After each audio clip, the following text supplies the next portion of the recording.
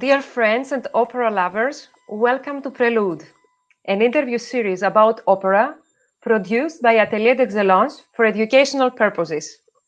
Today's episode is supported by the online blogger community 360 of Opera.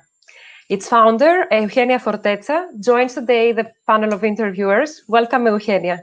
Very nice to Hi, have you with Wendy. us. Thank you. Thank you so much for having me. It's our pleasure. So today's event is a female event, actually, as we can't have Sunny Boyd Ladla for the moment, at least with us. My alter ego, as I say, in AdE. And we have a very, very special guest, American soprano Miss Latonia Moore, as we called her, Italian opera's new tour de force. Hello, Latonia. Welcome to Prelude. Hello. Thank you so much for having me. We are very excited. I mean, after watching myself and my Eugenia, she said also Porgy, we are so excited to get to know you better today after hearing your exquisite singing in this performance. And Yeah, so to start, we would love to know what were your first musical influences and when does opera make an entrance in your life?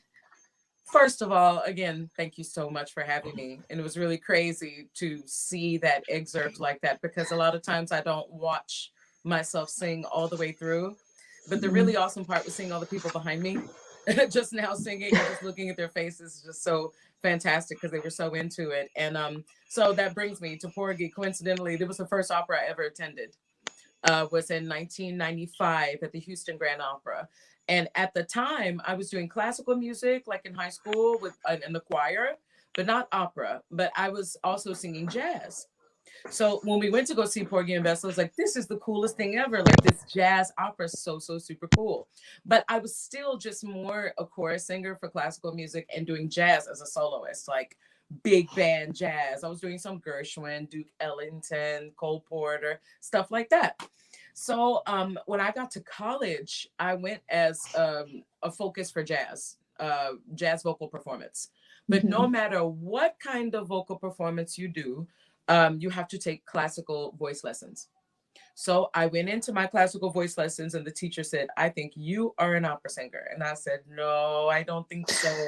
I said, I remember because the first piece of an opera I'd ever seen was when I was 13 on TV. And I saw a clown, and he had a knife in his hand, and he stabbed somebody. And then somebody looked like they come from the audience walking in, and he stabbed him too. And I was like, I have no idea what's going on here, but I changed the channel. And then a few weeks later, I'm looking, and then I see what I think is a Chinese woman and another Chinese woman and a little kid, and they're standing there doing nothing. Niente, you know? And I said, this is crazy. I changed the channel. Of course, the first thing I saw was Pagliacci with Placido Domingo, and he was killing Teresa Stratas. And the second one was Madame Butterfly, a production from the Met, you know, but I didn't know. So the teacher said, I think you're an opera singer. I want you to try it for one semester. And if you love it, then you'll know that it's what you should do. The opera we were doing was Pagliacci. Okay, so I was in the chorus as a little villager, Italian villager, watching the Commedia dell'arte, and I was fascinated. I thought it was fantastic. And although at the time I believed myself to be a better jazz singer than opera singer, and maybe I still am, I knew it's what I wanted to do. I could feel it in my heart that it was for me. So I immediately changed to opera, and I switched teachers, went to the best teacher, and that was it from there in Texas. And after that, I moved up to Philadelphia, up to the East Coast, and started doing competitions and went to school here in Philadelphia at the Academy of Vocal Arts. Yeah, I just took off from there. So, but I'll tell you, my first foray in classical music was before I actually got into school. My sister Yolanda, she did jazz and classical music too. And she would bring books from school, and I taught myself how to sight read, you know, and how to read the music, how to play notes on the keyboard, everything. So that was pretty much my story and how I ended up getting into opera, I guess. I love it. Did Yeah. anybody from your family did music? Anybody from your family, like your parents, maybe? Everybody in my family is musically inclined. My father and my mother both can sing. Neither one of them sing opera, but my mom's voice is operatic. Like I vaguely remember when I was a little girl being in church with my sisters, and my mom got up and sang "How Great Thou Art," the church hymn, you know, and it was beautiful, but she sang it operatically. And so we were laughing and we would giggle. We're like, because we came from a gospel church, you know, like, you know, down home Southern Baptist gospel. And so to hear her singing like that, we were laughing. But look at me now, you know, I would never laugh now because this is what I ended up being. So I think that's where I got my voice from. It's from my mom and her mom. But my oldest sister, Sonia, she also is an amazing singer. And she was with the rapper MC Hammer on tour for the Too Legit to Quit. Hey, hey. Yeah. That was her. She was the girl singing, hey, hey. Oh, wow. So she got to go on the world tour, and then she formed a couple of bands in Texas and toured around the country. I mean, just fantastic. And everybody's amazing. Everybody's a musician. Great hearing. Wonderful. Yeah. So we'll go back to 2000, where you won the Met Council auditions. Yes. However, your talent came to international attention a little bit later when you replaced last minute Violetta Urmana as Aida at the Metropolitan Opera, making very great impression there. Could you please share with us how did you prepare for this big moment all the previous years, and what would you advise young singers regarding this jump-in experience? Okay. You know, I really have spent half of my career as the Einspringer, jump in kind of singer, you know, replacement for somebody because they got pregnant or, you know, they couldn't do it or something happened, you know. So this happens very often. And no matter what, you have to always be prepared, right? Well, when I was there at the Met covering in 2012, I was only covering and I was never scheduled to do any shows. And it was my first Met contract. And it was the only job I had for the whole season. Actually, I didn't have anywhere to live, and I was sleeping on the couch of the world-renowned tenor Michael Fabiano. So I was homeless and sleeping in his living room, and I was covering Violetta, who was, oh my gosh, she was a beautiful Aida. And toward the end of the run, she started to fall ill. So by this time, by the way, I had already sang Aida at Covent Garden. I'd done new production in Hamburg. I'd done a few Aidas. We got to the 6th show of number 7 and she canceled. And instead of putting me on the stage, they flew in Sandra Radvanovsky from Chicago or LA, wherever she was performing. And she came in and it was her role debut at the Met as Aida. And she was fantastic. And I was mad. Okay. I was pissed off because I was just like, I'm sitting here, I'm capable of doing it, but they had to fly someone else in. Well, Peter Gelb has always maintained, he's like, no matter what, if a star cannot perform, we will find a star to replace that person. And I was not that yet. And so I had to just eat it and understand. I was upset. I was just sitting around like, oh my God, am I ever going to get to sing? You know, this was a crazy season. So the very next day, the next night, Thursday night, I get a call from the rehearsal department and they're like, hey, you need to really call us back. Because, you know, I saw it was the Met and I'm like, you go to voicemail. Man, y'all are not letting me sing. This is bullshit, you know. Sorry, but it was, okay. So, you know, I checked my message. He's like, you need to call me back. He said, Peter Gelb has decided to put you on for Saturday afternoon for the matinee and for the broadcast. It will be on the radio. So let us know if you need anything. Bye. See you Saturday. I was like, freaking out, yo. Running around in circles, acting so silly like a little girl. Oh my God. I was like, this is amazing. And then I was, you know, scared shitless, basically. I was like, oh my God, here we go. So it was a day and a half later, almost. And I get to the makeup chair in the morning, that morning at 11 a.m. And I'm sitting there going, you're going crazy. I was so excited.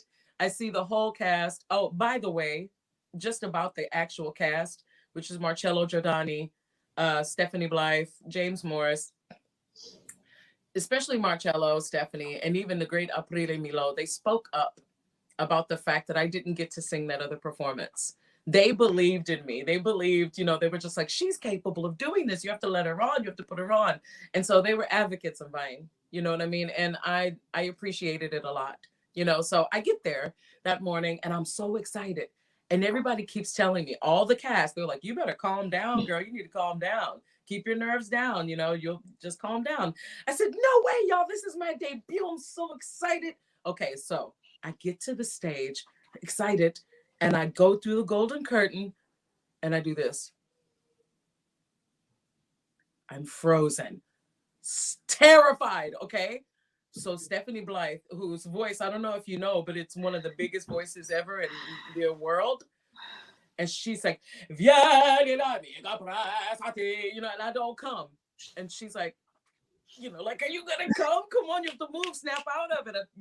They told me not to be so excited like that because when I got onto the stage, I locked, So as soon as my first line came out, I was in the zone and I was just in it. And I knew I had to just do it.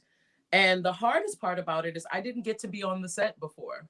As a cover, you rehearse in a tiny little room on the 5th floor, and they expect that if something happens, that you will just be able to navigate the stage. But the truth is, before each act, they said, here, 7 minutes before, they said, you can go out there and walk around and walk your staging. Yeah. When I first went out there, I was like, oh, this is crazy. I couldn't believe that set. I mean, I had never been so close to it. And the last time I'd actually been on the Met stage was the Met auditions in 2000. So I was so overwhelmed, but I got through it. And when I finished, I didn't remember anything. I kind of still don't. You know what I mean? I just did it. I just did what I knew I could do. And I had to remind myself that I'd already done it at fantastic houses. And that even though they didn't see me as a star and they didn't think I was enough, I showed them that even though the show wasn't perfect, maybe, I was more than enough. And the audience was so happy. And if there's anything I can say about an audience, we root for the underdog, the one who goes up there at the last minute and has to save the day. So everyone was behind me. It was amazing. 11 million people listening to the radio. I mean, it was the most stunning day. One of the highlights of my career. Absolutely incredible. So for any singer who's out there and you feel like, oh, I'm just a cover, I'm not going to go on, or, this is never going to happen. Bite your tongue. You never know, because it will happen like that. So please be ready. Please be warmed up every day, even as a cover, because the truth is, even though Violetta, for those last 2 performances, she canceled them entirely, she could have very well canceled in the middle of the opera, y'all, and then said, Act 3, I can't sing it, go on. I would have been like, oh. And you have to be ready for O Patria Mia, you know what I mean? The treacherous Nile scene. Like, be prepared. Be ready to sing no matter what, because your opportunity will come sooner than you think it will. Just keep focused. Don't get discouraged and think that you're just a cover, because you have to remember that if you got that cover, if you're the understudy, that means you were that good enough to cover a star. So don't forget, for all of you young singers out there, you're a star in your own right. The fact that you've gotten to where you are, even you believe you're a star. Just show everybody that you got it, and we'll see it too. So that's what happened for me in my debut. It's my advice too. That's such a great message. Such a great message for all these young artists that Eugenia is involved through her platform, through our platform, the artists we consult, and they are all eager. When is my moment gonna come? Will I ever have this moment? So there is a magic moment for everyone. You just be prepared for it. Yeah, and I just want to point out something really great that you said, Latonia, about your colleagues being there for you, and even Michael Fabiano, like where you were sleeping in his couch, and I think for young artists, it's also very important to never underestimate the friendship, and the generosity of your colleagues, and how that is, it goes both ways. Yes, I have to say, especially during the pandemic, I've seen people come out and support each other in a way that I mean, we had seen people supporting each other for years, just like I said, my colleagues did, 9 years ago. But I mean, on a regular basis, I see it now. I see people lifting each other up, people that you think, oh, this is an untouchable star and they're so fantastic, and they'll reach out. You know what I mean? Like you get support now. Like any singer can get great support from someone like Renee Fleming. You know, you get great support, you know, like online support, even from Anna Netrebko. Anya, she ended up sharing, I think, an excerpt of me from Porgy and Bess on her Instagram, and it was just such a sweet thing to do, and it showed that not only is she a supportive colleague in that way, but that she's a lover of opera, not just a singer of opera. You know, that she loves what she does and she appreciates good singing and great performing, you know what I mean? And this is very important, especially in this pandemic. You look at a lot of young singers going, I'm never gonna make it. What's gonna happen? Everything was shut down. All you have to do is keep yourself out there. And the rest of us, we've got your back. We'll support you and lift you up. More than you know, just reach out and people will do it. They really will. But support, it's especially now, it's all about support, lifting people up and keeping your head positive, you know, in an art form that everyone feels like might be dying and it might be tough, but no way. We all have the power to keep it going. It's been going for hundreds of years and it doesn't stop now. We'll keep it moving, you know? Absolutely. Yeah. Absolutely. This pandemic proved to us that if we don't hold hands together, we won't survive. And personally, I found great support for my colleagues and from all of you that came to Prelude and gave such valuable advice to the young singers. So I really hope that this will continue after the pandemic, because all of you had more free time, of course, during the pandemic, and you could help the young artists more. But I hope you can give this little bit of your time in the future, because they need it so much. Yes. What you have to say, what you have to give, your precious experience, they crave for it. The next question has to do with repertoire, Latonia. You are a very versatile singer in terms of repertoire, jumping with ease from Mimi, a Mimi that you do with a huge voice, in my opinion, and beautifully sung. And you go also to Aida, for example. Does your technical approach differ for different kinds of repertoire? Does my technical approach differ? Maybe not. I think the technical approach stays the same because for me, I'm a very character driven singer. So it depends on what the character is. For instance, somebody like Madame Butterfly. Okay, yeah, all right. So let me eat my words. Maybe I do change technique a little bit. If I do Madame Butterfly, very rarely in that opera will I use chest voice. Because I don't think a 15-year-old would do that, you know, and even as an 18-year-old, there may be a couple of moments where she'll do it and she's feeling grand emotion. And even when I do go into chest voice, the maybe 2 times in the entire opera that I do, it is delicata, you know, it's easy, it's smooth and delicate. It's never driven. Like with somebody like Aida. Aida is, I mean, she's African, you know what I mean? She's a different kind of being, you know, more animalistic in nature. You know what I mean? More an original creature.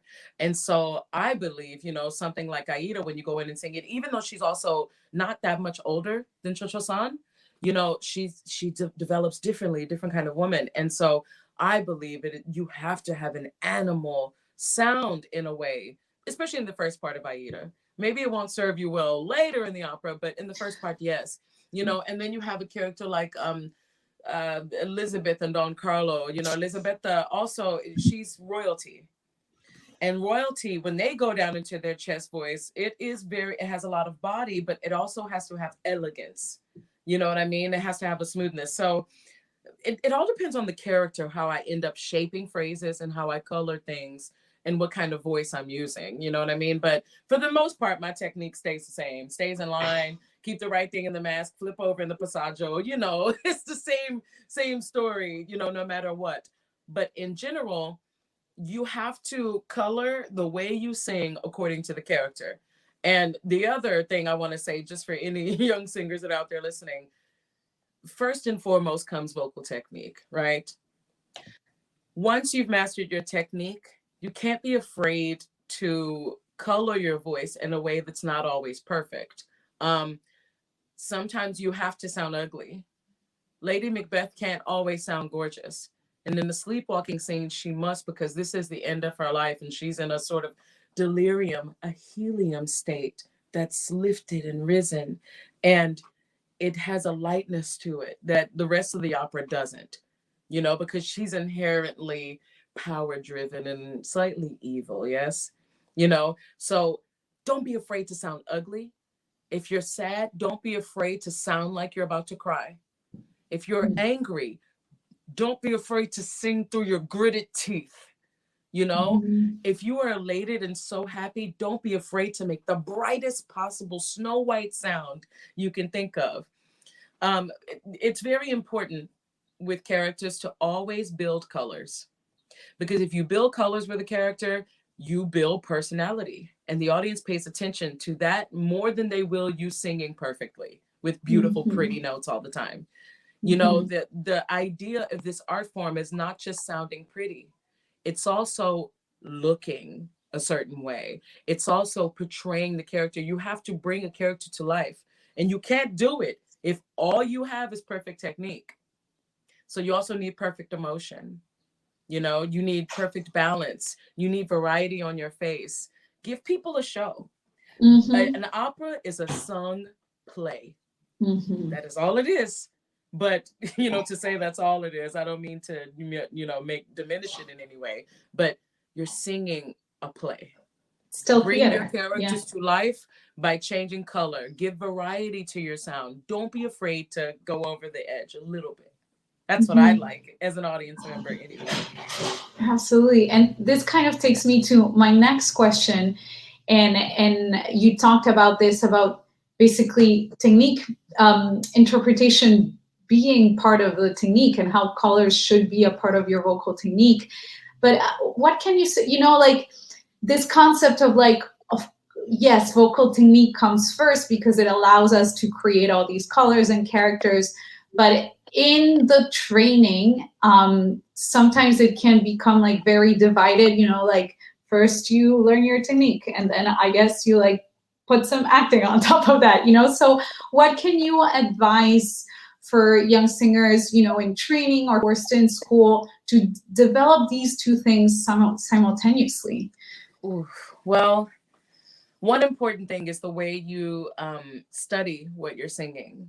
Number one, before you start doing anything else, read through your text. Read through your text in your native tongue, please. If you are Russian, read through your text in Russian. Speak it in Russian. If you are Italian and you are singing a German opera, please speak your words in Italian first. Everything as you just speak them so you can know what it is you're saying. If you have a connection to your words, it will guide the way you color your phrases. It will guide the way, almost guide your technique. You know what I mean? So everything, you know, when you do it, go in from the text, go in from actual story. Now, if you want to just be a classical singer and you don't want to act and you don't want to emote, then please be a concert singer and sing oratorio, sing the Rachmaninoff vocalese all day, every day. There's lots of beautiful vocaleses if you don't want to do that. But if you are an opera singer, everything must be approached from character first. Technique aside, it has to be the character first. Technique solid, character, character, character. Read those words in your native tongue. Really know what you're saying. Look in the mirror and say them, you know, and react to what you're saying. You know, that's how you give the character a heartbeat, you know. So that's the way to do it. I don't know if I really answered your question. Yeah, no. Yeah, absolutely. Thank you. Here, because we ask this almost to every guest about the importance of speaking languages. For example, you are a specialist of Italian repertoire right now. Does it help if you speak Italian, if you know the language and not just translating the text? What is the difference? Well, look, if you speak Italian and you're fluent in Italian, that's really fantastic. But if you're an American and even if you're fluent in Italian, there's translating that goes on automatically in your head no matter what. So this is the biggest thing. If you're not a native speaker of something, you have to learn the dialect as if you were. You have to have a subtext in your head that says the phrase that you're trying to communicate. You know, that way, if you don't speak Italian, for instance, and you're trying to say, let's see, let me think of a phrase. Ancora un passo via.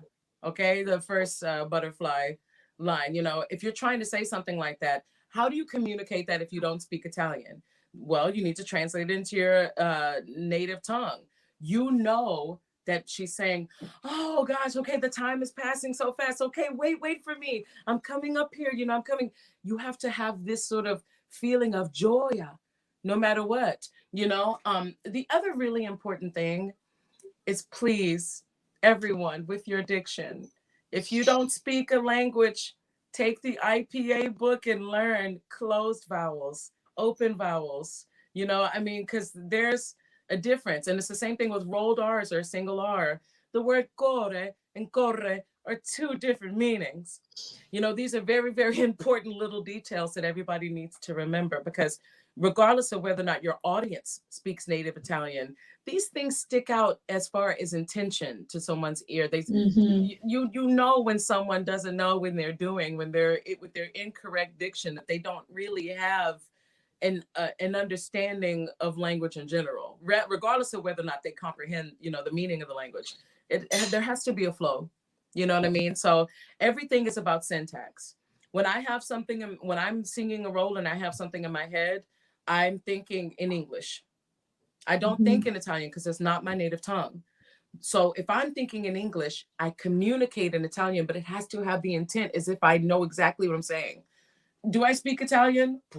I mean, I can get by in Italy. I dated a guy in Trieste for a few months, and so he didn't speak any English, and I learned very quick. That's how you learn. Because you have to understand, like, you know, as an American opera singer at the beginning, you don't really, you know, how to speak Italian, like colloquially, like, you know, like everybody does there in Italy. So I remember one of my first jobs in Italy, I was in the hotel and I needed a pillow. And so I asked for a guanciale. Now, guanciale is not pillow anymore. Now, you used to be able to use this word for pillow in the 1800s. But, you know, 2000, guanciale is like pork cheek or something like that, I think is a translation. So when I went, you know, asked for, you know, a pillow at the front desk, they start laughing at me. They say, no, this is not the word for pillow. And the man knew. He said, you sing opera. I know. Because this is the old word, la bohème. He even knew what opera it was from. Guanciale, under the pillow. You know, so look, there are some things that no matter what, you know, even if you think you're a native speaker and you've learned from the score, it's not exactly correct. So the most important thing is to have an understanding in whatever language you speak as you're saying your lines. This takes a lot of detail work, people, a lot.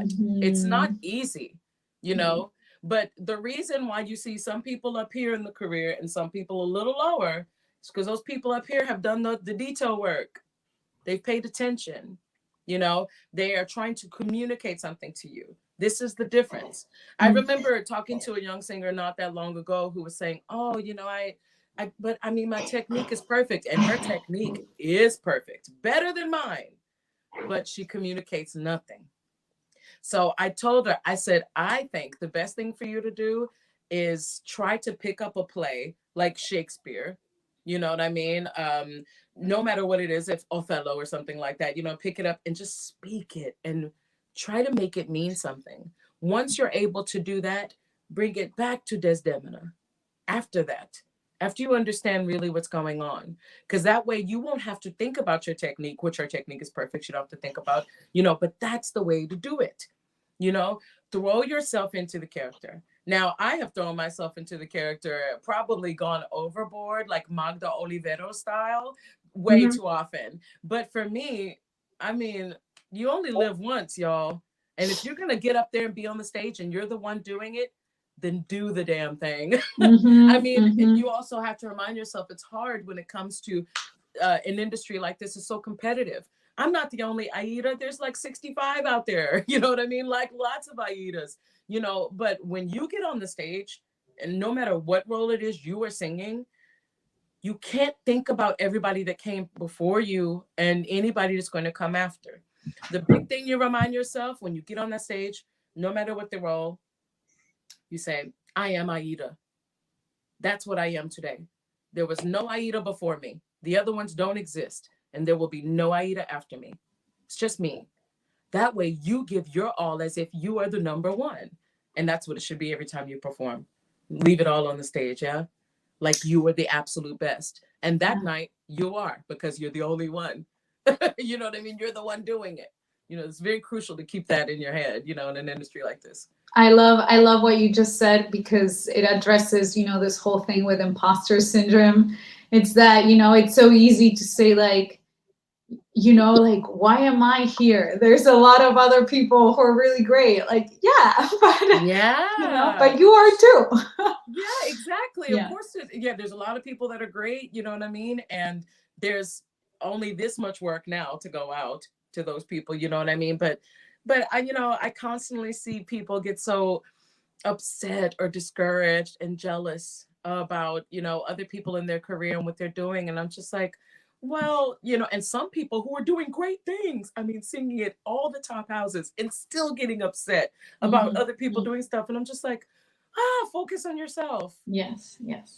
And more than that, I tell those people, remind yourself why you're doing this. And if you're doing this so that you can only be number one and be a star and be famous, then this is the wrong career for you. Because the bubble of opera in the world is this big. Yes. I mean, if Anna Netrebko is walking down the street in San Antonio, Texas, most people will have no idea who she is. You know what I mean? Because this is our bubble. This is our world. So don't, just try not to compare yourself so hard to what everybody else is doing. I mean, you can't be everywhere at once. You can't be the one all the time. Sometimes it's other people. And sometimes, believe it or not, instead of sitting there being jealous about other people, you can always learn from them. Absolutely. I think about my peers, and like I said, there are so many people who sing my repertoire, you know what I mean? And I guess I don't find it intimidating because I'm secure in who I am. And the fact that I have something unique to bring, but I'm also a big appreciator of great singing. So of my colleagues, I mean, I hear a lot of great singing out there, like great butterflies, people my age or younger, you know what I mean, who are incredible, people that I can learn from, you know what I mean? Even because I don't care how old I am, I never stop learning, and I listen to people and I never stop just, I don't know. I never stop going forward. You know what I mean? I don't let, what's around me hold me back. You know what I mean? I sort of just celebrate everybody around me, what they're doing, and I use it as motivation. Yeah. That's the right mindset. Yeah. I love it. And actually, you said something incredible before, that when you are concentrated to what the others do, you lose your target. And I don't know, are you teaching? Are you teaching already? Because you're too young. That's why I'm like, oh, no, I'm not that young. But yes, yeah, I teach. And a funny thing is, I actually started teaching when I was in high school, but not voice. I was teaching music theory. I had a little class of students that my last 2 years of high school, I would teach them how to sight read, teach them the staff, notes and intervals and just basic music theory. So even as a young person, I always wanted to teach, and I've always been encouraging of other singers, and what they do. And so it's always been a big passion of mine. I mean, now I do it mostly in some private teaching, like coachings and stuff and masterclass. But yeah, I definitely teach. But to bring it back to what you said, what I was talking about earlier about paying attention to yourself and focusing on what it is you do. It's true, because the more energy you give to all these other singers around you, they're going to get that energy. They're going to take that energy and they're going to run with it.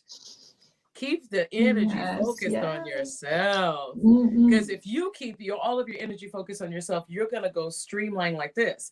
But if your energy is scattered, your path will be like this. Absolutely. Yeah. It just takes you so much longer. And believe me, I wasted too much time, not focused necessarily on what other people were doing, but other people's opinions about me. This is very dangerous. You have to decide who you are and remind yourself of who you are, because everybody's got something to say. Everybody thinks they know better. Everybody thinks they know what to tell you, and they know this and that and that. Now you make a choice of whether or not to listen, because I listen to what everybody says and I consider it, but I also know how to sweep it off my shoulder. You know? So focus on number one, people. If you focus on number one and keep focusing on you, you will get where you need to go faster. You will get where you need to go, period. You'll get there, you know? So don't give everybody else your energy. That's not fair. You know what I mean? Save it for yourself, because the time for you to give everybody your energy is when you're on that stage, not when you're on social media staring at what everybody's doing, going, oh, I wish I was doing that. I want to do that. She's not even that good. Ah, what a waste. Yeah. Keep it for yourself. When you see somebody else doing something great like that, be like, oh, amazing. And Good start for them. working. Be like, I'm gonna pick up my score. I want to do this. You know what I mean? Like, let it motivate you. Yes. Make it about you. I don't mean to be conceited, but you do have to be self-oriented in this world. Think about it. The truth is, at the end of your career, at the end of your life, you sit there, hopefully, old man, old woman in your bed, and thinking, wow, I did it. But when you pass, you die alone. Okay, it's just you, which means it's your life to live, just yours. So if you're going to do it, focus just on you. You build your life. Focus on you, build your life, so that when you are there in the end, you're content.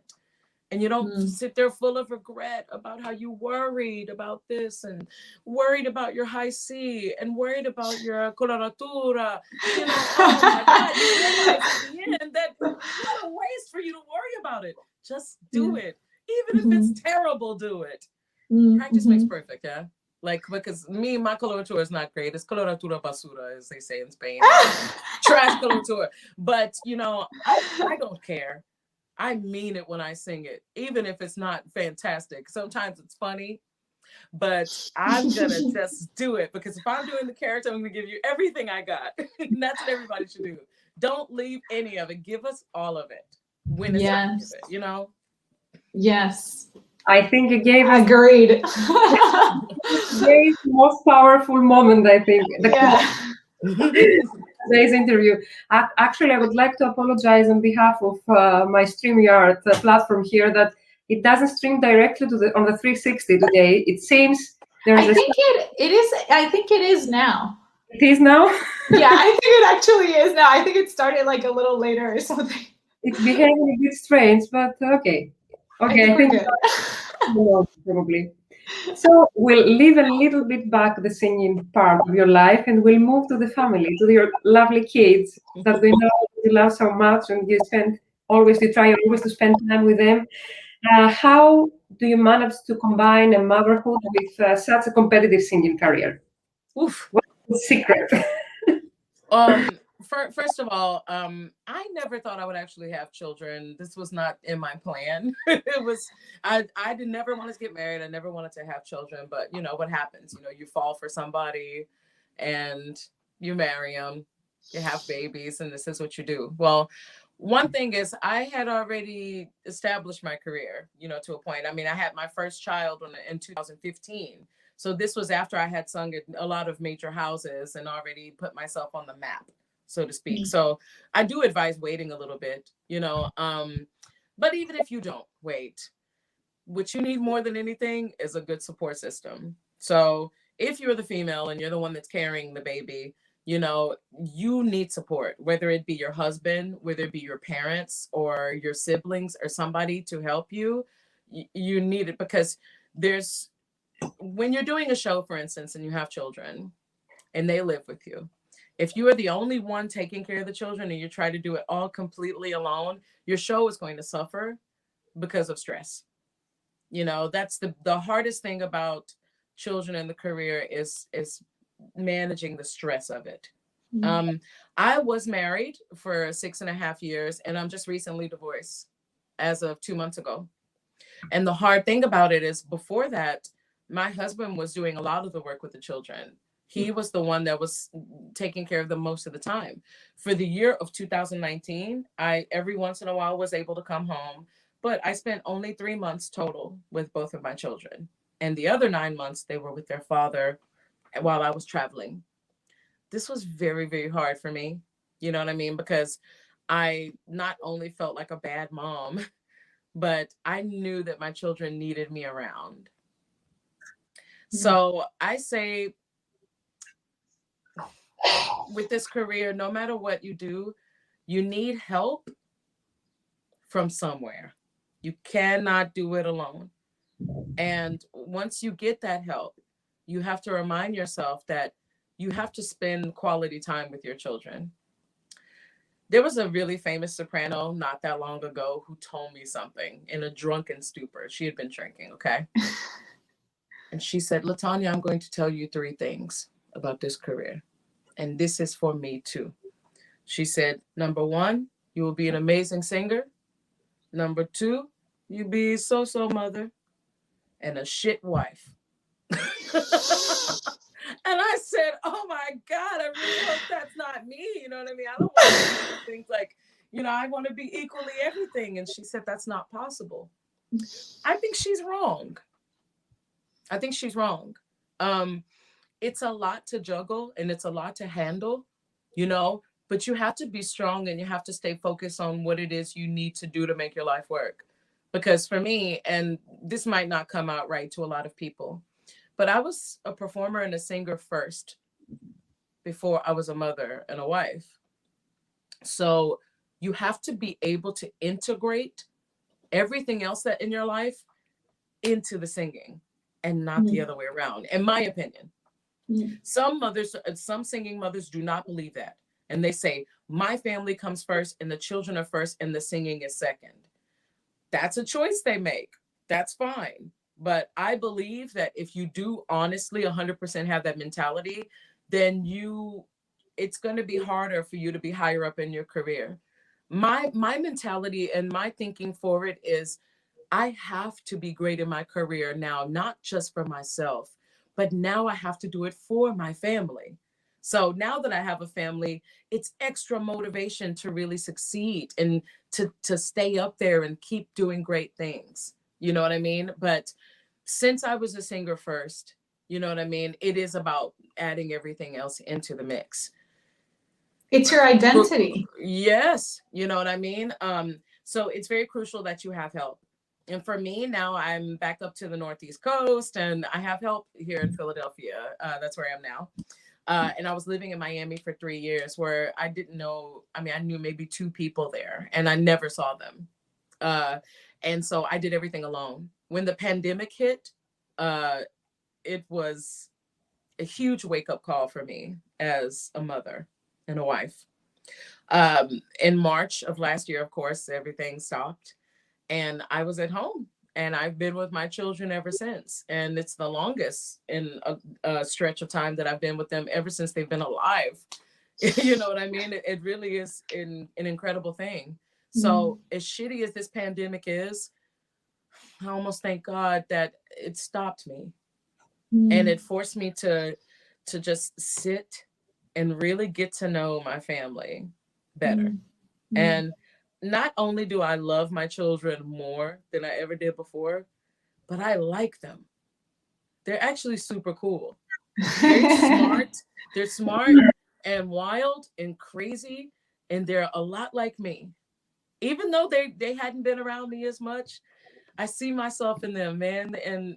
And I feel like I'm cooler because of it. I'm just like, dang, I'm not such a bad person after all. I'm pretty cool, man. And because I see it through them, you know what I mean? And one other funny thing that happened is I remember I was going to do an interview, and this was during the pandemic, maybe in May or something like that. And before the interview, I was writing the staff, treble clef and the music staff and showing notes because my daughter wanted to warm up and do some scales and sing like I do. So I just put and I wrote it up on the window. And so she tries to do the same thing. And I said, do it slowly. She goes, dee, dee, dee, dee. And she ran out of breath. And you know what this girl did? She dropped down to the floor and she starts doing push-ups. Okay. And I said, Naomi, what are you doing? And she said, oh, I'm trying to make my stomach strong so I can hold the notes. And I was like, she automatically knew that she had to strengthen her core to support her voice and have better breath support and breath control. She has better technique than a lot of people. Better technique than me. Stunning. I was just like, it kind of blew my mind that a 5-year-old was like doing this and without anybody telling her to. She had the instinct, but Yeah. I've learned from That's that. amazing. When I saw her doing that, I was like, she's right. I should strengthen my core more. So I dropped down and was able to do 2 push-ups only. Now I can do 20. But at the time, I could only do 2. And I was just like, you know what? I was like, you're right, Naomi. I need to start doing that. She said, yeah, mama, yeah. It'll be better for you. Has Naomi been around at the theater rehearsals? Have you been taking her with you? Nope. No, she at the beginning, I tried to have her in the rehearsal room when she was very small, like 5 months old, but it was too loud. You know what I mean? Yeah. So she was crying. She's like, I don't want to hear these loud voices in my ear. So that was it. But no, they don't tend to come to the theater or anything. They've seen like excerpts of me on YouTube and stuff like that. You know what I mean? But really, it was just natural instinct for her to understand, vocal production and sound and what you have to do to make a better sound. So I mean, that's not the only thing I've learned from her. She also started teaching me to swim this past summer. My little daughter, because I don't really swim. And she's like, come on, mama, don't be scared. And I was terrified. And she had to hold my hands and put me under the water and everything. And I don't know, it's been, not only am I really glad to spend time with my children because they're my children, but they're also my family. Regardless of how old they are, they care about me and they're here to help me. Even the little toddlers, so. Yes. Yeah. Maybe that's the secret of your power. Maybe it's these kids. Who knows? That's beautiful. Well, I want to move back to the singing and more specifically to Porgy and Bess. So before we started the interview, behind the scenes, we were already talking about this because both of us got to see you perform at Porgy and Bess live at the Met, and it was for me, it was my first time seeing you perform live, and it was just incredible. For me, you just stopped time in that scene with your aria that we showed at the beginning, and it was just amazing. So you now have a Grammy because of this perforance. I do. Oh my God. Do you want me to go get it? Yes. Give me a sec. Okay, just 1 second. Yes. Oh What a big moment for Prelude, right? So cool. We have a Grammy at Prelude. Wow, that's a big moment. Oh my Lord. She deserves it so much. It was incredible. It was really amazing. And it was also my first time seeing the show live, so it was very special. Oh my God. Here it is. That's very impressive. Wow. Now let me tell you just really quickly about this Grammy. Yes. The fabulous thing about it is back in 1996, when I was in high school, I went to the Grammy Awards. I was one of 16 young jazz singers that were chosen to be in a Grammy choir. And we got to perform at the nominee party. We got to go to the Grammys. We recorded an album. We performed with Santana. I mean, it was fantastic. Okay. So when I was there, I remember saying, and I said it out loud, I was like, I'm going to win a Grammy one day. I know I am. I'm going to win one day. Now, it took 25 years, but I did it. And I still can't believe it. I feel like it's proof to anybody who's not sure if they should keep going. Do it. Even if it takes 25 years, do it. You know what I mean? It's the most amazing thing that could have happened. And in the most amazing opera, and not only did I get a Grammy for, oh man, I'm getting emotional. Not only did I get a Grammy for an opera, but it was a jazz opera where I started. And it was the first opera I ever saw So wow, it was really, really such a major thing, and a major thing to share with my colleagues. The fact that in light of everything that had been happening over the pandemic and all the racism running rampant in America, to see not just an opera, but a Black opera, a jazz opera, win the Grammy is one of the most special things that has happened in my entire life. So, I mean, it was fantastic. And also about Porgy and Bess. Oh, I'm sorry. Also about No. Porgy and Bess. I One amazing thing is, as an opera singer, they tell a lot of the Black opera singers not to sing Porgy and Bess. They say you will get stuck. It will be all you will sing, and they won't want you for anything else. And I said, but I want to do it.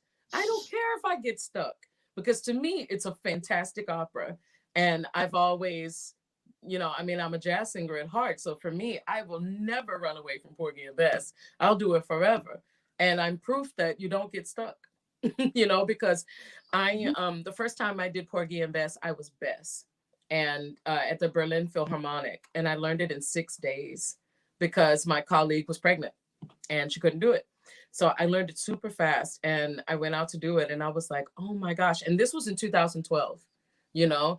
And since then, let's see, I've only done this production of Porgy, which originated in London, and then we took it to Amsterdam, and then it was at the Met. But it's only been this production.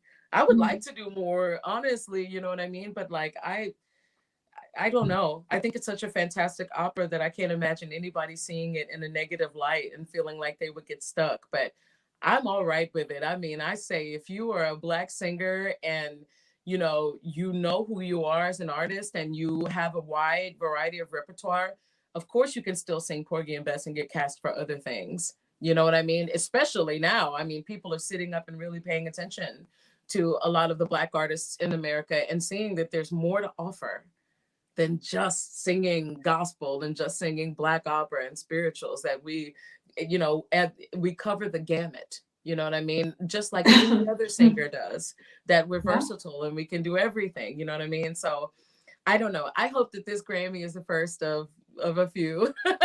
This is my hope. You know what I mean? You never know. But yeah, very, very exciting, and exciting to be a part of the production of Porgy. Usually when I go into an opera, I am the only Black singer. Okay. Most of the time, of course, most of my career has been Aida. I've done like 180 performances. And so I go in and I'm the only Black person. And it's always been awesome, to be honest. I love being the only one of anything in a room because I like getting all the attention. Of course, I mean, we're opera singers. We are attention whores. We love to be looked at, and we love, affection and love, right? But I didn't know how I was going to feel the first day walking into a production of all Black singers, because it hadn't really happened before. But when I did walk in that room, it was a different feeling. It was a feeling of people that were like me.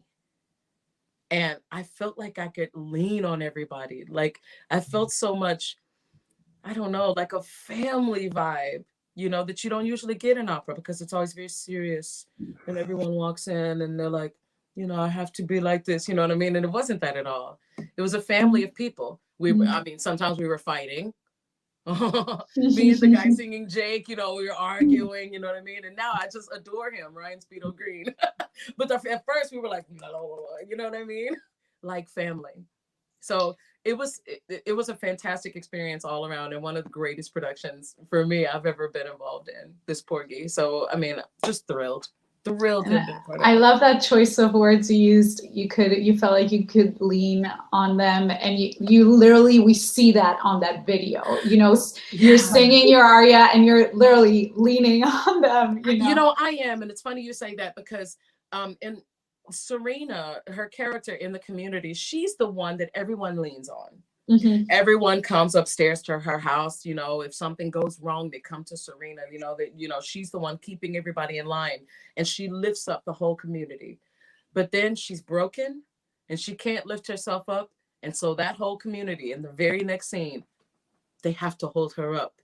This was a very special thing that me and the director, James Robinson, came up with, because he loved the concept of it flipping like that, showing that anybody can hold up anyone in this community, because that's how strong the bond is in Catfish Row, you know. But thank you for noticing that, you know what I mean? Because we really made a point to highlight that support. Yeah. And especially at the moment that Porgy happened and had this success and had this, I mean, these strong emotions that created to all of us who were there. Especially, it wasn't a good moment at that time when it happened. And then you brought the change. You started the process. So it was very precious happening in 2020 before the changes we had. Yes. Yeah. So we'll stay around this issue. In your opinion, what are some ways that the opera world could overcome preconceived ideas about casting and increase diversity? There has been a lot of conversation about increasing diversity in the past year. Do you see any positive changes happening already? Maybe. Oh, definitely.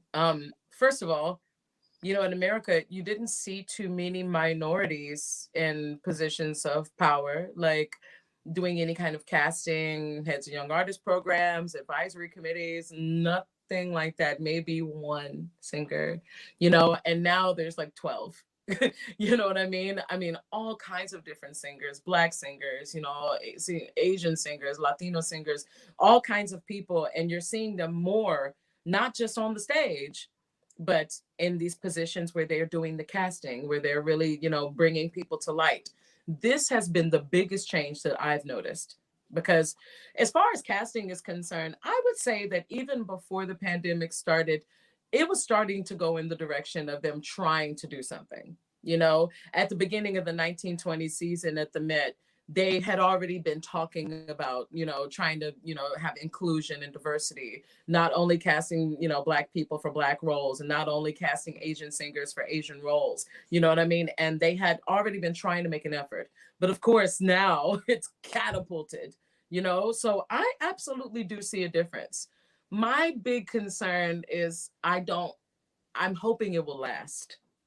I hope that this is not just the cool thing to do in the moment, you know, to have, you know, more women, more minorities, more minority of anything. You know, I hope it's not just a passing fad, you know, and that part has me a little bit concerned, but we'll see as the years go on. But I mean, I think that people are making big efforts. They really, really are. You know, I'm seeing also more promotion of young singers. This has also been really, really exciting, you know, and even though that's not necessarily just about diversity, it is about inclusion. And I feel like sometimes young singers, they don't get promoted very much, they don't get paid attention to unless they're winning competitions. And now I'm seeing lots more young singers on social media doing more performances and getting performance opportunities from even big companies and stuff like that, you know what I mean? So it's there, you know, and I applaud the effort. And all I can say is, please keep it up, you know what I mean? Keep it going. Don't let this just be some passing thing and the trend and what's hot right now. You know what I mean? It should be forever this way, you know, especially in America. I believe that the more variety of person you have on the stage, the more variety you'll have in your audience, which is in general just a lot more people, not just exclusively older people who are obsessed with opera and all of these things, you know what I mean? Just a variety of rainbow of people in the audience, of different types, different shapes, different sizes, different colors, you know. So I will see, we'll see what happens with this effort, you know. My fingers are crossed. And I think with what you're saying, I mean, Porgy and Bess was an example, because it should be diversity not only in the casting but also in the repertoire. And I mean, Porgy was a huge success, you know, and it brought a lot of people to the opera house that maybe, like, you know, before they wouldn't, because they don't see themselves represented in the theater. So there's no interest. So starting to mix it up, but maybe now they're like, oh wait, like opera's kind of cool. Like maybe I want to come see something else too. Or they start following the artists themselves and they want to come see you in something else, you know? Yeah, now that has definitely happened, where there were people that came to Porgy and Bess and they've been interested in other things. Like they watched my online recital in which I sang Half of it was Russian music because I love it so much. And the other part was some English songs, and I did a Puccini aria, but I don't think those people would have paid attention to that before. There you People go. who usually just listen to pop music, Mm-hmm. R&B, country or whatever they were into, they were more into what I had to offer there. And I loved especially responses from specifically the people who are not really opera lovers, but they're just like, what is this? Oh my God, I'm affected by it. This touched me. I'm like, good. There's this. And then you listen to this singer. I gave one woman, she sent me this long, sweet message. And she said, are there other things you advise I listen to as singers? I said, absolutely. Claudia Muzio, number one, Poncel, go to Chinya, you know what I mean? Like all kinds of people, you know what I mean? So I loved that, people were getting more excited about the art form. Whatever it takes to draw a person in these days. And one other thing I'll say is I know that some people are opposed to mixing opera with other things, like mixing opera with jazz or mixing opera with hip hop, mixing opera with pop music. Now, naturally, my nature is to be a purist. Okay. And I'm like, keep opera, please, and don't do blah, blah, blah, blah, blah. But that's changed because I'm realizing, I'm like, you don't have to stay stuck in the tradition of what opera is. It's about expanding it now. We must. Yeah. Like, yes, of course, everyone wants, the opera connoisseur wants to see a nice traditional production of X, Y, or Z. Like, you just want to see a natural Carmen, a Carmen like it's always supposed to be. But sometimes people want to take, parts of Carmen and put it on a club mix and bring it into the club. I'm okay with that idea because it exposes more people to classical music. They go, what was that sampled from? What is this track? What is that? Yeah. What is that? And they start Googling it. And then they're like, oh my God, Maria Callas. Wow, this woman was amazing. Exposure. Yeah. Do what you can to expose the art form, right? Don't keep it in this elite box for the rich. Open it up for everybody. You know what I mean? And the way to connect to people is through things that they already like. So if they already like, hip hop, connect it somehow. If, they're into comedies and they like comedic shows and stuff like that, do a little ad, like something comedic opera, you know what I mean? Like kind of put it in there a little bit, opera and classical, like meshing the two. Because, opera and classical music used to be very popular decades ago, like 50 years ago, you know what I mean? It was super popular and people were watching it on TV and really going to the theater. Now we need to do different things to keep people involved in our art form. And I say our because, I am a person who is a catalyst. I am a person that's used as a vessel to continue this art form. So that's why, even for young singers, I have to pass on my knowledge and everything I know because it's through people like me that we continue. And just like the people who taught me before and who taught them, it's not our job just to sit here and go, I'm a great opera singer and I'm going to sing opera and it's all elite and all this. It is your job to pay it forward. If we don't keep the art form thriving and we don't keep exposing it, then it'll die. Yeah. So you have two jobs. You get up and be a fantastic artist and perform and give the audience everything you can give them, and you pass your knowledge. You must. This is how it continues. We are the reason that Maria Callas still exists. Everybody has to remember that. If we didn't care, then the history books would be buried along with her. But that's how we keep her alive, through us. You know what I mean? So yes, all the exposure possible for opera. You know what I mean? Let's keep it in the theaters. Let's keep it diverse. Let's show everybody that anybody can do it and anybody can enjoy it. So I do think we're going in the right direction. I just hope it keeps up. Yeah. If the welcome message comes from somebody like you, I think people will come because I'm really surprised to see. I feel you as my friend already. I didn't know you, and this is to my heart. You are very intimate. You are a very live person, a part of the society. You speak about everything, and that is very encouraging because people from outside imagine opera guys like very much in a cage in their own world, diva. Yes, but this doesn't go anywhere. Yeah, it doesn't. You know, I No. mean, what's so fantastic about the other genres of music? Well, it's that the artists, they show people that it's accessible, that anybody can love it. They want everybody to love it. Opera should open up the same way. So thank you for saying that though, Maria. Really. I mean, yes. I feel there was a time that we had Tebaldi and Maria Callas, and they had these affairs with the rich men and the very big galas that they were attending and the parties. It was another type of building a persona at that time, another time, and another kind of marketing. But now times have changed, and people need this intimate contact with the others. Yes. I think this is a little bit passé, as we say, the other way, the diva way. And Yes. it doesn't touch the heart like the way you do it. Yes, it's true. I agree. We can still adore Maria Callas. We adore her because her age was iconic, but ages change, and No, I agree. Yeah. Absolutely. Yeah. You know, it's the other thing about adoring Maria Callas and Tebaldi, who I adore, you know, and all these fantastic singers. You know, the other thing is it's hard because everyone wants to live in the past, especially some of the older opera fans, and then they're just like, well, this isn't as good as the way it used to be. This isn't as good as the blah blah blah, and this is not as good. No, it's not that it's not as good. It's just you're comparing us to something of the past. Try to open your ears and open your mind to something different, you know, and maybe it won't have all the clean perfection and all these things that you want, but do you want to sit here and be entertained or not? Are you here to entertain? I mean, are you here to enjoy the performance? Are you here to judge it? Yeah. Please come to opera to enjoy. Open your mind. This opera is a suspension of disbelief, not only a suspension of disbelief, but a suspension of time. Which means you go into the opera and the outside world stops. There's nothing else. All you're doing is throwing yourself into the story, just like a fantasy movie, like Lord of the Rings or something. If you take this mental approach to it, then you, as a 85-year-old opera lover who wants to live in the past, can finally start having fun again. You know what I mean?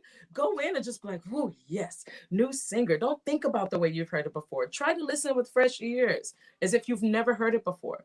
Because I guarantee you as a performer, I am thinking in my mind, my job is to perform it as if you've never heard it before. You know, many people have heard Tosca, right? They've heard Tosca. A lot of people know it. But when I go out there to perform it, it's my job to sing it as if I was composing it while it's coming out of my mouth. You know, you don't want people to know that you know the next step. It all has to feel and seem spontaneous. So if the singer is up there doing that for the audience has to have an open mind and listen with fresh, brand new ears. Even the 85-year-olds, y'all, listen with new ears, new freshness. This is what keeps things alive, and not just you trying to bring up a mummy from the grave, hoping that you can live in the past. Move forward. Don't be afraid to, even mentally. That's exactly what I meant, that we have to have a fresh approach.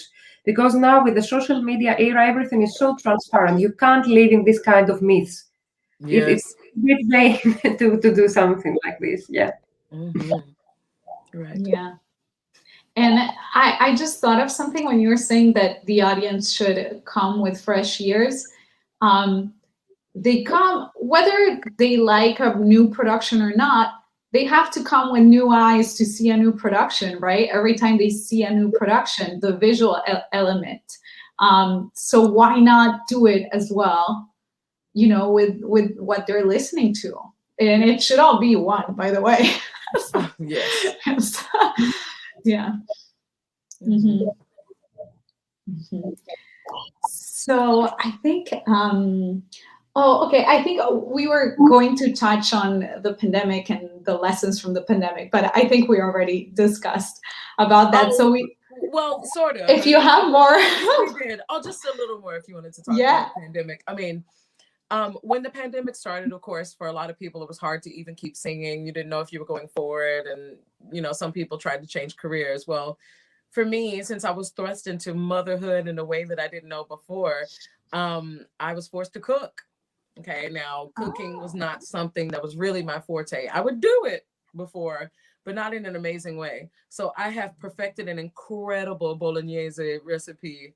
Oh my Ooh. God, it's so good. It takes like 5 hours, but it's worth it. You know what I mean? And so I've started cooking a lot more, like doing like home cooked meals and things like that. And I never thought of myself as a good cook before, but I mean, hey, I'm doing it. And now, of course, with my daughter Naomi trying to swim and, you know, just kind of taking up these different adventures that I didn't think I was, you know, would be able to do before, you know. So the pandemic definitely sort of showed me that I'm more than just an opera singer, that I'm capable of doing more things. And I don't know what other trade I'm going to pick up, you know, and learn to do, but I feel like now I can kind of do anything. And not only can I kind of do anything, I have to, because, you know, even though opera's my career, it's my main focus and everything, you have to have other things in your life too.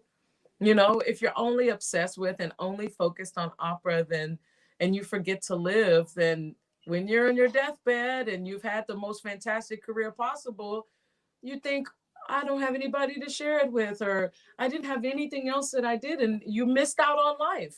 Go out and live. Yeah. Go. And I mean, I remember like in my life, especially before I was married, I used to always do crazy stuff, like great vacations and throw elaborate parties. I remember with my boyfriend in the past, we got these little motorbikes where you can ride on the bottom of the ocean floor or the bottom of the Caribbean, and you have a helmet on and you're down there with all the fish and riding around, or going in a hot air balloon, or doing a helicopter ride. Go to the gun range and shoot on targets and stuff. Go bowling. Go do something else, people. I mean, because it not only is it good for you to, you know, have a variety of things to do, but you won't go crazy. It keeps you a normal person. Like I said, opera is serious. It is one of the most serious musical art forms there is. Even if you're doing a comedy, I mean, it's difficult to sing and difficult to learn, and it's a lot to put together. You have to have an outlet. No matter what that outlet is, you've got to have something else in your life. And, you know, as far as family and stuff like that, so does your significant other, your partner, your husband or your wife, and so do your children. All of you have to have something else, not just focused on the one thing. I can't just be focused on opera. My ex-husband couldn't just be focused on me. He has to have something else, another job, another thing to do. You know, bring variety in your life, because it will enrich you as a singer if you're doing all this other stuff, if you're living and you're not in just this little bubble, because you would have lived more, you would have experienced more. I mean, I definitely sing Madam Butterfly totally different now than I did 15 years ago, not only because I have children, but because I have lived and I know how to express myself better than I did 15 years ago. You know what I mean? So keep your mind going, keep your brain thriving. Please don't forget to read books. It's very exciting. Reading is very, very crucial, people. Like reading fiction, nonfiction, doesn't matter. Read, read, read. Because when you read, you create things in your mind. You create pictures, and this gives you artistic development in a way that a movie can't, because a movie is feeding you what they want you to see and what they want you to imagine the story looking like. With a book, the possibilities are endless. It can be anything, you know, just like with a score. I advise reading through your opera score first. Don't listen to a recording and turn something video on. Just only do that. That way you can visualize it. You can imagine it, you know. It's a richer experience for everybody that way. So yeah, wanted to throw that out there. No, absolutely. It's gonna, all these life experiences it's gonna give you more experiences to draw from when you're coloring your characters. Right. Yes. And by living this sterilized, let's say, opera singer's life, we forget to just live. L-I-V-E.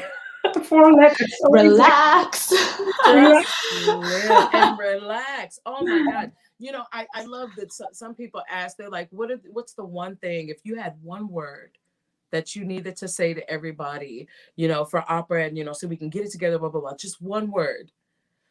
Breathe. Oh my God, y'all. Just please breathe.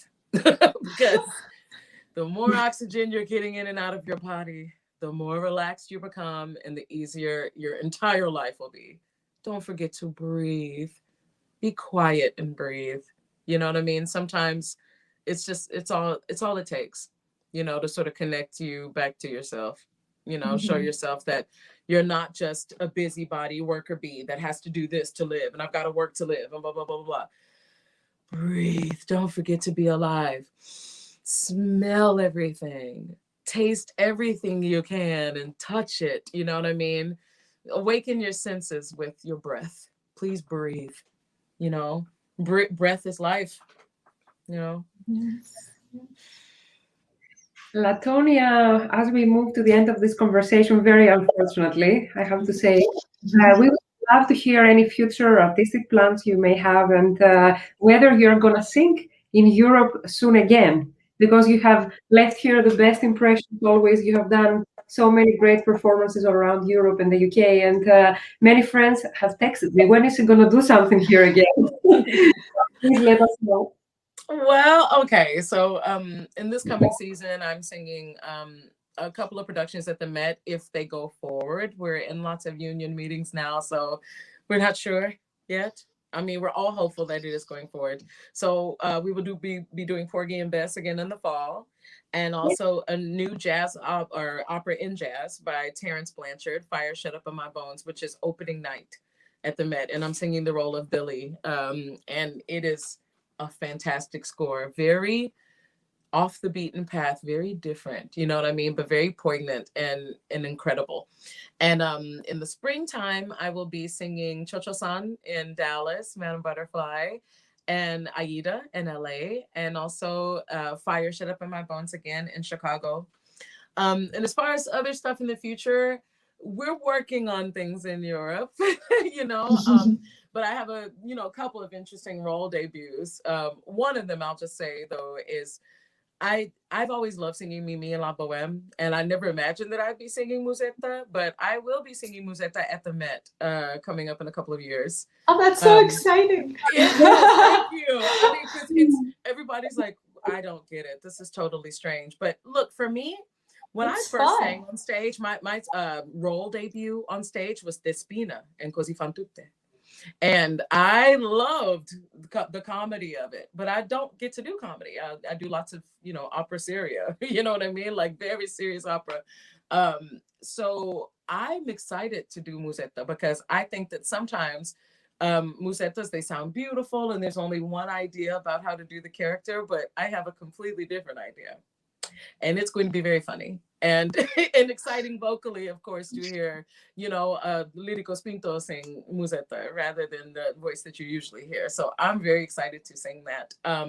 But also Trovatore, I'm debuting this coming summer, actually next month in the Glimmer Glass Festival, and also a couple of productions coming up soon. But in Europe, I mean, I guess I can't say where I'll be doing these things yet because you have to wait for the announcements. But I will be back to Europe soon, doing Tosca, doing Ballo and Maschera. So a couple of things coming up, but we're still working on it.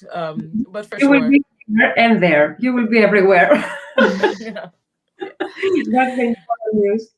Mm-hmm. Well, we're really glad we got to talk to you and share this moment before you get too busy with all these exciting projects. Oh, it's always my pleasure to talk. Y'all have no idea. When you asked me, I was like, yay! I'm hard to get a hold of, especially by email, because I'm never really checking it nearly often enough. But I love to talk, and I think it's very important for people to hear us speak and not just sing and not just perform, to see that, we're just kind of normal people underneath that have a lot to share. You know what I mean? So like anytime anybody's interested in my opinion and like how I started and stuff like that, I relish it. I love to share my life like that with people. So it was a huge pleasure for me. Hear this world. Thank you very much. Gracing, you radiate grace and light. Thank you very much for gracing Prelude with your presence. And I have to tell that your personality addresses exactly to what we represent, because this is an educational series. It doesn't have to do only with the stardust of the profession, but also with the hardships, the requirements, how a personal life of an artist is, what is the truth of an artist. And you shared genuinely all this with us. And I think that the young singers must be very happy with it today. We are very happy. We are very, very grateful to you. And we are especially honored because this is the last prelude for the season, the last interview. We did like 24 in less than 10 months with many acclaimed people, and we thank them all. And I think we had a very beautiful finale with you today. Oh. We will be in autumn, maybe September or October, the latest. And until then, we wish everybody to stay healthy, stay creative, stay optimistic. The world is going to go back to normal, and maybe it's going to be even better than it was before.